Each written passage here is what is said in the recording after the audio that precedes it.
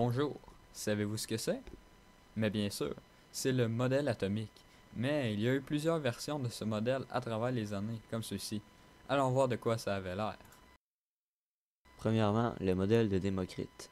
Vers le 5e siècle avant Jésus-Christ, Démocrite, un philosophe, émet la théorie que la matière est constituée de particules indivisibles et identiques. Il a donné le nom de atomos à ces boules qui faisaient de la matière. Il croyait que ces particules étaient séparées par le vide. Le modèle d'Aristote. Contrairement à Démocrite, Aristote ne pensait pas que la matière soit constituée d'atomes, mais que ce sont les éléments, comme l'eau, le feu, l'air et la terre, qui sont la base de la matière et que c'était possible de la diviser à l'infini. Le modèle de Dalton. En 1808, John Dalton se base sur ses expériences scientifiques et celles d'autres scientifiques pour affirmer que la matière est bel et bien constituée d'atomes. Il dit que les atomes d'un même élément sont tous identiques et que tous les atomes sont indivisibles. Dalton affirme aussi que les molécules sont créées quand plusieurs atomes se collent ensemble.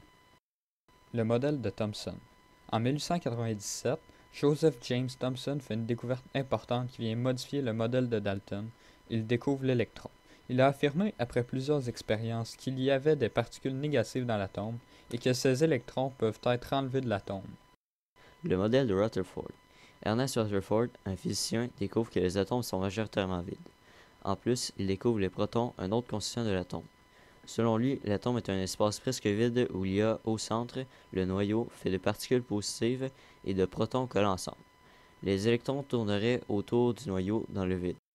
Le modèle de Rutherford-Bohr.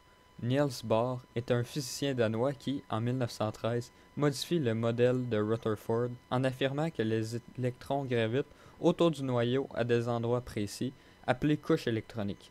Bohr ajoute le nom de Rutherford au nom car il était son élève.